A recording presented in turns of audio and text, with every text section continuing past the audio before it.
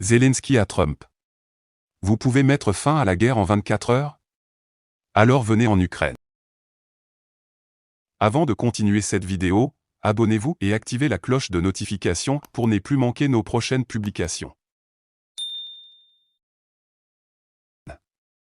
Volodymyr Zelensky, président de l'Ukraine, a invité l'ancien président américain Donald Trump, qui envisage un retour à la Maison-Blanche, à se rendre à Kiev.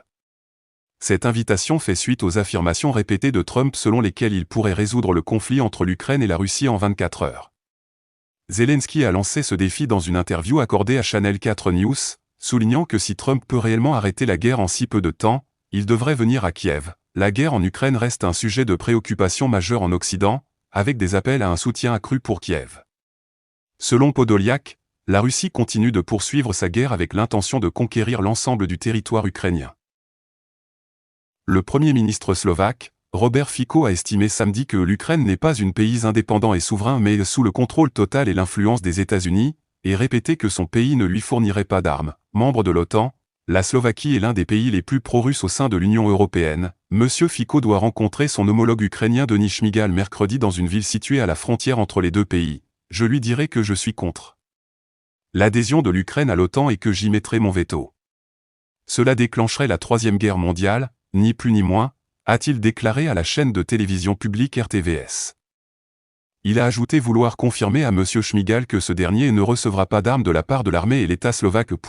Il a également accusé l'Ukraine d'être l'un des pays les plus corrompus au monde. Dieu seul sait où l'aide qui vous est envoyée disparaît.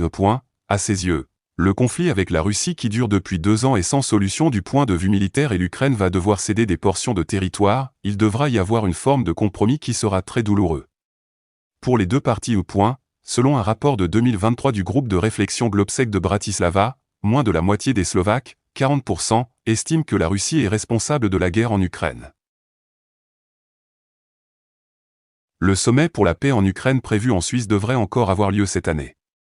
Selon la présidente de la Confédération Viola Amerd, l'objectif est de pouvoir tenir ce sommet dès que possible. Il devrait certainement avoir lieu en 2024, a-t-elle déclaré, sans la participation de l'agresseur russe. Le sommet ne devrait pas être une véritable réunion de paix, la Russie ne sera probablement pas présente, mais nous cherchons la discussion avec tous les autres, a déclaré Viola Amerd à la Schweiz am Wochenende paru samedi. Dans le même temps, la conseillère fédérale a laissé entendre que la Suisse est également en contact avec la Russie. La Suisse parle avec tout le monde. On m'a signalé à plusieurs reprises ces derniers jours à quel point c'est important et à quel point tout le monde est content que quelqu'un puisse parler avec tout le monde. Les canaux de communication existent et ils sont ouverts. Pour l'instant, on ignore si le sommet au niveau des ministres ou des chefs d'État aura effectivement lieu.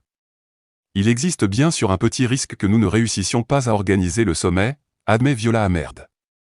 Mais si la Suisse ne tente pas le coup, il ne se fera certainement pas. Il faut aussi avoir le courage de dire parfois, nous allons essayer et faire de notre mieux. Viola Amerd tempère toutefois les attentes. Nous ne pouvons pas nous attendre à un plan de paix prêt à l'emploi à l'issue de notre sommet, a ajouté la ministre de la Défense. Mais si nous pouvons lancer un processus de paix, nous aurons déjà beaucoup atteint. Selon la chef du département fédéral de la Défense, de la protection de la population et des sports, DDPS, ce serait un succès si un large éventail de pays y participaient, y compris ceux du Sud, notamment l'Afrique du Sud, l'Inde, le Brésil et l'Arabie Saoudite et si possible la Chine. Le ministre des Affaires étrangères Ignacio Cassis se rendra en Chine début février, comme prévu depuis longtemps.